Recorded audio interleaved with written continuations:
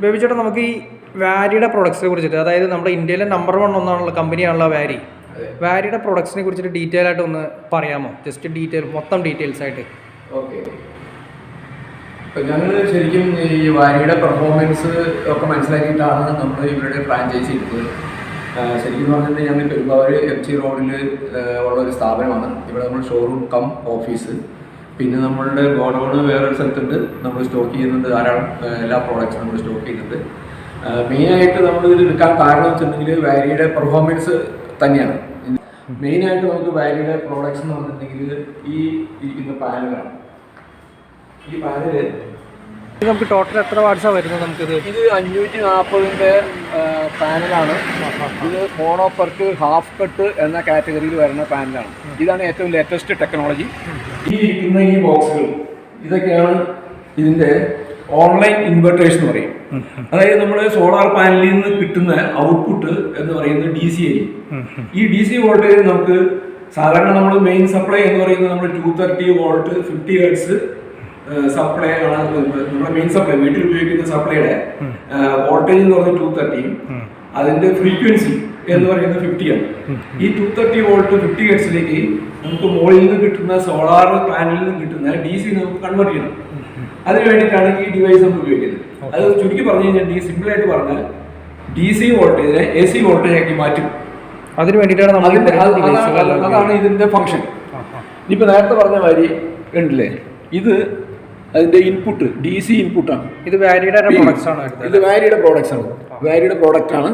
ഇത് ഒറ്റ string 3 kilowatt വരെ 3 കിലോവാട്ടിന്റെ ഇൻവെർട്ടറാണ്. Online inverter. അതിനകത്ത് ഒറ്റ സ്ട്രിങ്ങേ ഉള്ളൂ. അപ്പോൾ ഇത് ഒറ്റ സ്ട്രിങ്, അതായത് മുകളിൽ എത്ര പാനൽ വെച്ചാലും അതിന് എല്ലാത്തിനും സീരിയസ് ആയിട്ട് കണക്ട് ചെയ്ത് വോൾട്ടേജ് ബിൽഡപ്പ് ചെയ്തിട്ട് നമ്മൾ ഇതിലേക്ക് കൊണ്ടുവരും. ഓക്കെ, ഇത് 3 കിലോവാട്ടിൻ്റെയാണ്. അതേപോലെ തന്നെ അതിൻ്റെ തന്നെ ഒരുപാട് ഡിവൈസ് കാര്യങ്ങളൊക്കെ ഡിവൈസ് വെച്ചിട്ടുണ്ടെങ്കിൽ ഇത് നമുക്ക് സോഫ്റ്റ്വെയർ നമുക്ക് ഇത് ഓൺലൈനിൽ മോണിറ്റർ ചെയ്യാനും ഇതിനെ പ്രോഗ്രാം ചെയ്യാൻ വേണ്ടിയിട്ട് നമുക്കൊരു USB പോർട്ട് കൊടുത്തിട്ടുണ്ട്. ഇതിൻ്റെ ഒരു പ്രോഗ്രാം ഉണ്ട്. ഈ പ്രോഗ്രാം എല്ലാം ഇവിടെ കണക്ട് ചെയ്തിട്ട് നമുക്ക് സെറ്റിങ്സ് ഒക്കെ ചെയ്യാൻ പറ്റും.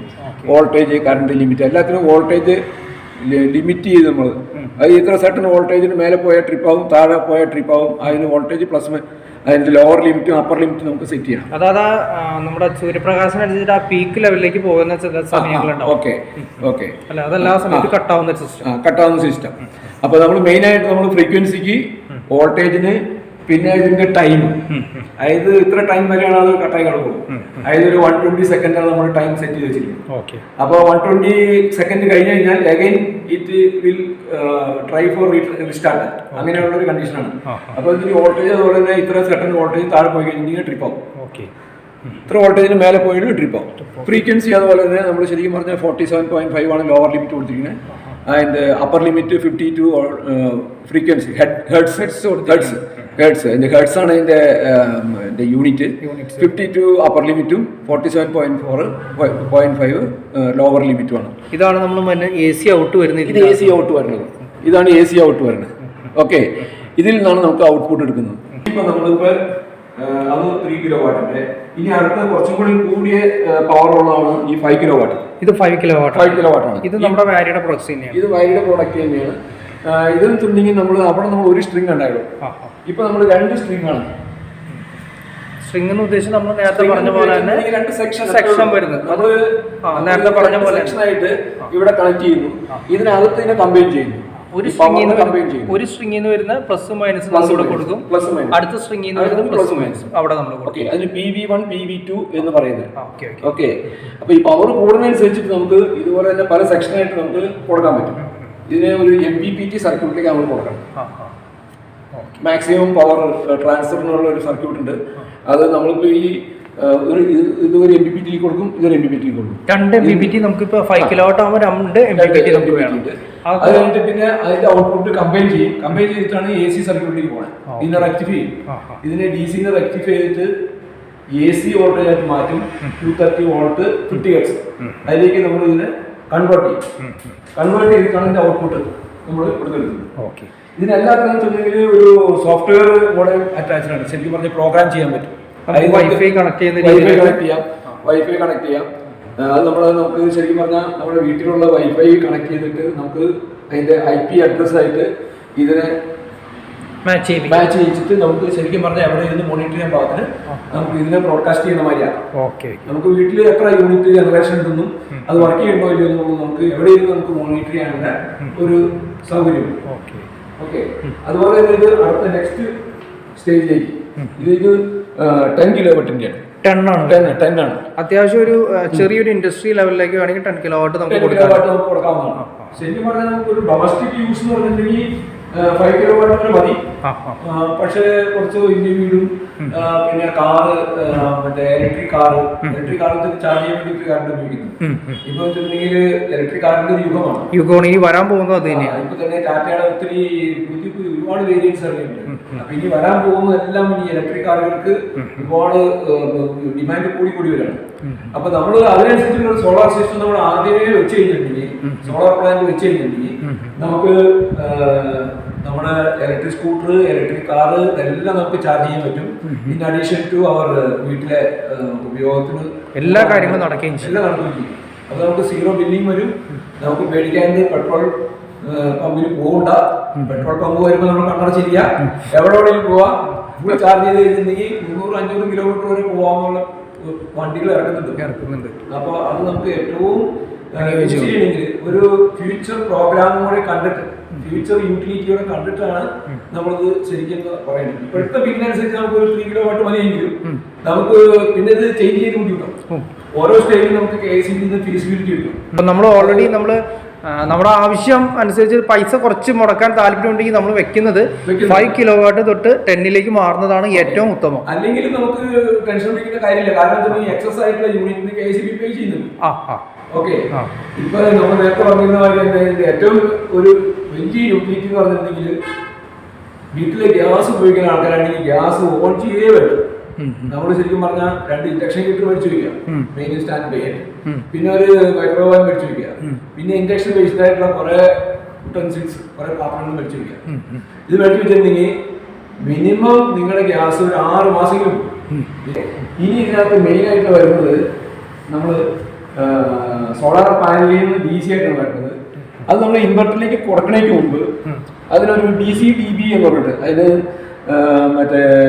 അതായത് നമ്മുടെ പാനലിൽ നിന്ന് ഡയറക്റ്റ് വരുന്നത് ഈ DC DBയിലേക്കാണ് വരുന്നത്. കണക്ട് ചെയ്താലും വർക്ക് ചെയ്യും. പക്ഷേ ശരിക്കും പറഞ്ഞാൽ നമുക്ക് ഒരു പ്രൊട്ടക്ഷൻ സർക്യൂട്ട്സ് ആവശ്യമാണ്. ഈ മോളിൽ നിന്ന് വരുന്ന സമയത്ത് ചിലപ്പോൾ സർജ് ഉണ്ടാവാം, ചിലപ്പോൾ വോൾട്ടേജ് കൂടി വരാം, കുറഞ്ഞു വരാം. അപ്പൊ അതിനനുസരിച്ച് നമുക്കൊരു സ്റ്റേബിൾ ആയിട്ടൊരു ഒരു പ്രൊട്ടക്ഷൻ. അപ്പൊ നമുക്ക് നമ്മുടെ ഇൻവെർട്ടറിനെ നമുക്ക് പ്രൊട്ടക്ട് ചെയ്യണം. അപ്പൊ അതിന് വേണ്ടിയിട്ട് നമ്മൾ DC സൈഡിൽ ഒരു പ്രൊട്ടക്ഷൻ സർക്യൂട്ട്സ് ഉപയോഗിക്കുന്നുണ്ട്. DC സൈഡ് അത് മെയിൻ ആയിട്ട് നമുക്കൊരു ഫ്യൂസ് ആണ്. ഫ്യൂസ് എന്ന് വെച്ചിട്ടുണ്ടെങ്കിൽ ഒരു സർട്ടൺ ലിമിറ്റ് വിട്ട് കറണ്ട് പോവാണെങ്കിൽ ആ ഫ്യൂസ് പോകും. ഏറ്റവും ആദ്യം കാണുന്നതാണ് ഫ്യൂസ്. ഓക്കെ, ഇപ്പൊ നമ്മളത് പ്ലസ് ഇവിടെ കണക്ട് ചെയ്യുന്നു, മൈനസ് ഇവിടെ കണക്ട് ചെയ്യുന്നു. ഇത് വന്നിട്ടാണ് ഇത് വരുന്നത്. ഇപ്പൊ ഈ കാണുന്നതാണ് നമ്മുടെ SPD എന്ന് പറയും, സർജ് പ്രൊട്ടക്ഷൻ ഡിവൈസ്. അതാണ് SPD. അതായത് നമ്മൾ ഇതിന്റെ അകത്ത് 2 സ്ട്രിങ് കണക്ട് ചെയ്യാം. ആദ്യത്തെ സ്ട്രിങ്ങിന്റെ ഔട്ട് എന്നാണ് ഇത് പറയുന്നത്. ഓക്കെ, അപ്പൊ ആദ്യത്തെ സ്ട്രിങ്ങിന് കൊടുക്കുന്ന ഇത് ആദ്യത്തെ സ്ട്രിങ്, ഇത് രണ്ടാമത്തെ സ്ട്രിങ്ങുമാണ്. ഈ ആദ്യത്തെ സ്ട്രിങ്ങിൽ തന്നെ നമുക്ക് പ്രൊട്ടക്ഷൻ. അതിനു മുമ്പ് നമുക്ക് DC സൈഡിൽ ഒരു MCB നമ്മൾ കണക്ട് ചെയ്യാം. ഇത് ഒന്നുപോലെ ഇതിന്റെ ഉള്ളിൽ ഇൻകോപ്പറേറ്റ് ചെയ്യാം, അല്ലെങ്കിൽ നമുക്ക് വേറെ കൊടുക്കാൻ വേണ്ടി DC സൈഡിൽ ഒരു സർക്യൂട്ട് ബ്രേക്കർ നമ്മൾ കൊടുക്കാറുണ്ട്. അത് കുറച്ചും കൂടി ഒരു പ്രൊട്ടക്ഷൻ വേണ്ടിയിട്ടാണ്. ഇത് നമ്മൾ വരുന്നത് ഒരു സ്ട്രിങ് ഉള്ളെങ്കിൽ 1 to 1 എന്ന് പറയുന്ന ഒറ്റ സ്ട്രിങ് ഉള്ളത് ഇത് തന്നെ. ഇത് ഒരു ഫ്യൂസ് SPD. അതായത് സിമ്പിൾ ആയിട്ട് പറയുകയാണെങ്കിൽ ഒരു 3 കിലോവാട്ട് ആണെങ്കിൽ നമുക്ക് ഒരു സ്ട്രിങ് മതിയാവും. 5 കിലോവാട്ട് ആണെങ്കിൽ 2 സ്ട്രിങ് വേണ്ടി വരും. 2 സ്ട്രിങ് മതിയാവും. അപ്പൊ ഇത് വെച്ചിട്ടുണ്ടെങ്കിൽ ഈ SPD-യുടെ പ്രത്യേകത വെച്ചിട്ടുണ്ടെങ്കിൽ ശരിക്കും പറഞ്ഞാൽ അത് സർക്യൂട്ടിൽ വരുന്നത് ഇത് ശരിക്കും ലൂപ്പ് ചെയ്തിട്ടുള്ളൂ. ഇത് ഫ്യൂസിന്റെ ഔട്ട്പുട്ടിൽ നിന്ന് ഇതിലേക്ക് കയറിയിട്ട് ഇവിടുന്ന് പോയി ചെയ്തിരിക്കുന്നത്, ചുമ്മാ ജസ്റ്റ് ലൂപ്പ് ചെയ്തിട്ടുള്ളൂ. പക്ഷേ ഇൻ കേസ് എന്തെങ്കിലും സർജ് വരികയാണെങ്കിൽ ഇവിടെ ആക്ട് ചെയ്യും, ഈ സർക്യൂട്ട് ആക്ട് ചെയ്യും. ഇത് ശരിക്കും പറഞ്ഞാൽ ഈ അതർ സൈഡ്, ഇതിന്റെ ഓപ്പോസിറ്റ് സൈഡിൽ വെച്ചിട്ടുണ്ടെങ്കിൽ എർത്താണ്. ഇത് എർത്ത് വയർ കണക്ട് ചെയ്തിട്ടുണ്ട്. ഈ പച്ച വയർ ഉണ്ടോ, ഈ പച്ച വയർ ശരിക്കും എർത്തിലേക്കാണ് പോകണം. അപ്പൊ ഏതെങ്കിലും സർജ് നമ്മൾ ഫോം ചെയ്താൽ, ഇപ്പൊ ഒരു ലൈറ്റ്നിങ് വന്നു, അല്ലെങ്കിൽ ഏതെങ്കിലും കാരണവശാലും ഒരു സർജ് ഫോം ചെയ്തു, ഇതെന്ന് വെച്ചിട്ടുണ്ടെങ്കിൽ ഇത് ആക്ട് ചെയ്യും. ഇത് ആക്ട് ചെയ്ത് കഴിഞ്ഞിട്ടുണ്ടെങ്കിൽ അതിനെ എർത്ത് ചെയ്തതാണ്. അപ്പൊ അതാണ് ഇതിന്റെ ഒരു യൂട്ടിലിറ്റി. ഇത് എക്സസ് ആയിട്ടുള്ള വോൾട്ടേജ് കറണ്ട് ഉണ്ടല്ലോ, ഇത് ഈ സാധനം എർത്ത് വഴിയിട്ട് എർത്തായി ഔട്ട് നമുക്ക് കറക്റ്റ് വോൾട്ടേജ് കിട്ടുന്നത്, എക്സസ് വരുന്ന വോൾട്ടേജ് എർത്ത് ചെയ്തോളി. അത് സർജ് വരുന്ന സമയത്ത് മാത്രമേ ഇതിന് ഫംഗ്ഷൻ ഉള്ളൂ ശരിക്കും പറയുന്നത്. കാരണം ഒരു സൈഡ് നമ്മൾ എർത്തായിട്ട് കണക്ട് ചെയ്ത് വെക്കും, അടുത്ത സൈഡിൽ നമ്മൾ ഈ വോൾട്ടേജ് ലൂപ്പ് ചെയ്ത് പോകും, ഇവിടുന്ന് ഇൻപുട്ടും ഇവിടെ തന്നെ പോകും. ഇത് കണക്ട് ചെയ്തിട്ടുണ്ടാവും, പക്ഷേ ഇത് വർക്ക് ചെയ്യണമെങ്കിൽ സർജ് വരുമ്പോൾ മാത്രമാണ് ഇത് ഗ്രൗണ്ടായി പോകുന്നത്. ഓക്കെ, അതുപോലെ തന്നെ അതുപോലെ തന്നെ എ സി സൈഡിൽ നമുക്ക് ഇതേമാതിരി തന്നെ AC സൈഡിൽ ഉദ്ദേശിച്ച നമ്മുടെ AC സൈഡിൽ ഇൻവെർട്ടർ കഴിഞ്ഞതിന് ശേഷം, അതായത് ഈ AC ഔട്ടാണ് ഇതിലേക്ക് വരുന്നത്. സിമ്പിൾ ആയിട്ട് പറയുകയാണെങ്കിൽ നമുക്ക് DC സൈഡിൽ ഒരു പ്രൊട്ടക്ഷൻ സർക്യൂട്ട്, AC സൈഡിൽ പ്രൊട്ടക്ഷൻ സർക്യൂട്ട്, അതിനുള്ള ഉദ്ദേശിക്കുന്നത്. അപ്പൊ ഈ AC സൈഡിലെ പ്രൊട്ടക്ഷൻ എന്ന് പറഞ്ഞിട്ടുണ്ടെങ്കിൽ മെയിൻ ആയിട്ട് MCB. ഇപ്പൊ ഇതിൽ 3 ഫേസ് ആയതുകൊണ്ടാണ് ഉണ്ടോ 1 2 3 4 MCB ഉണ്ട് ശരിക്കും പറഞ്ഞാൽ. 4 സർക്യൂട്ട് ബ്രേക്കർ, 1 ന്യൂട്രൽ, പിന്നെ 3 ഫേസ്, 1 ന്യൂട്രൽ 3 ഫേസ്. അതും ഇതുപോലെ തന്നെ SPD 4 SPD ഇതിൽ തന്നെ കണക്ട് ചെയ്തിരിക്കുന്നതാണ്. ഇതും സർജ് പ്രൊട്ടക്ഷൻ വേണ്ടിയാണ്. ഇത് ശരിക്കും പറഞ്ഞാൽ നമുക്ക് ഇതിന്റെ പ്രൊട്ടക്ഷൻ വേണ്ടിയിട്ടാണ്. AC side protection, DC side protection. അപ്പോൾ ഇത് ആദ്യത്തെ ഒരു സ്ട്രിങ്ങിന് വേണ്ടി മാത്രമുള്ളതാണ് ഈ AC. ഇത് നമുക്ക് ഈ പറഞ്ഞ രീതിയിൽ നമുക്ക് 5 തൊട്ട് 15 കിലോവാട്ട് വരെ ഉപയോഗിക്കുന്നതിന് ഇത് ഉപയോഗിക്കാം നമുക്ക്. ഇത് സിംഗിൾ ഫേസ് ആണ് കേട്ടോ. ഇതിന് സിംഗിൾ ഫേസ് ആയിട്ടാണ് രണ്ടെണ്ണം. ഇതിനകത്ത് 2 ലിവറേ ഉള്ളൂ, അതായത് ഒരു neutral face.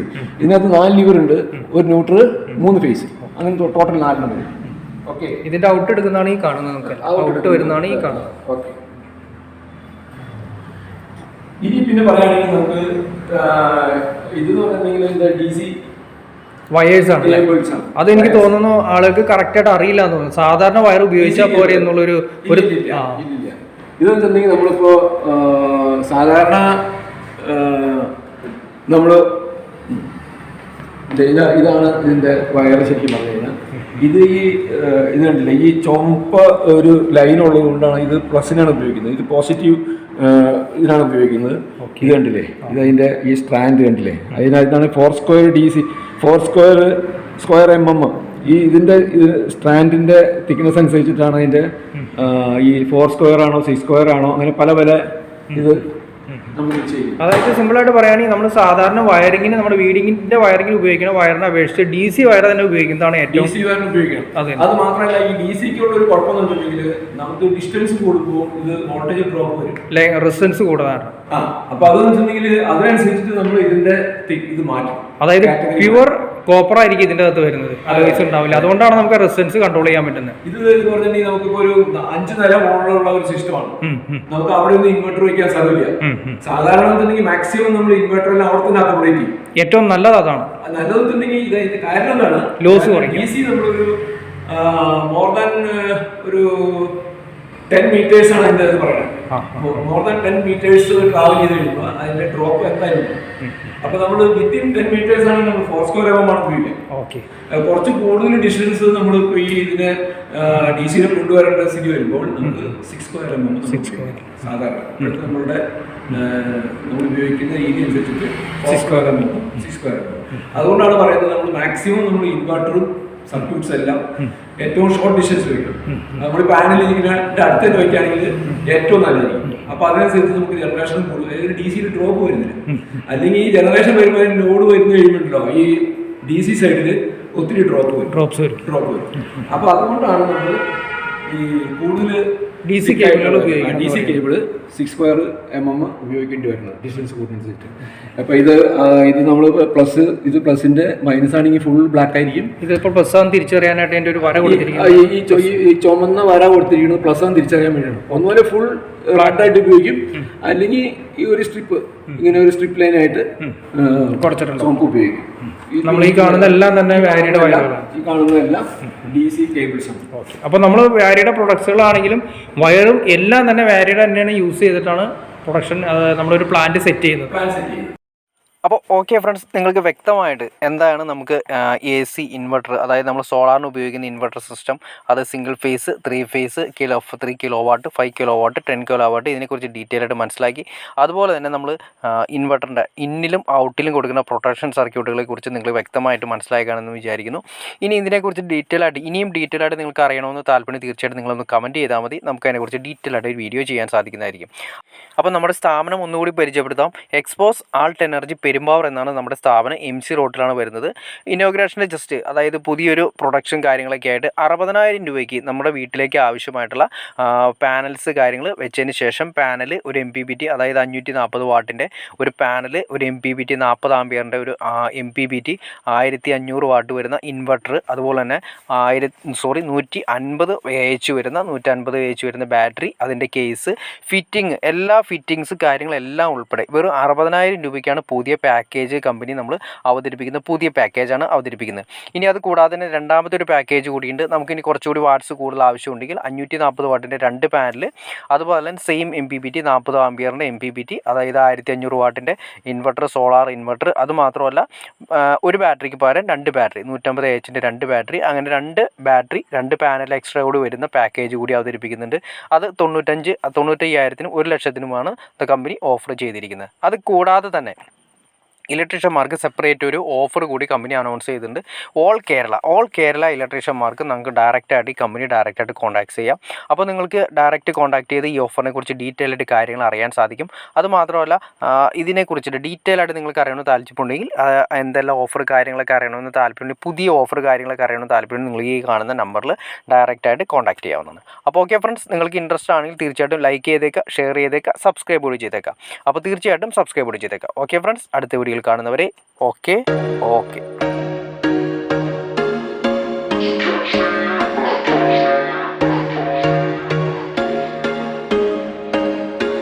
There was once a day that I would pray for you. I'd go and misbehave just so you'd notice too. Sneaking looks up and down from across the room. Damn, what a hell of a view. I feel good, you look great, I like you, I can't wait.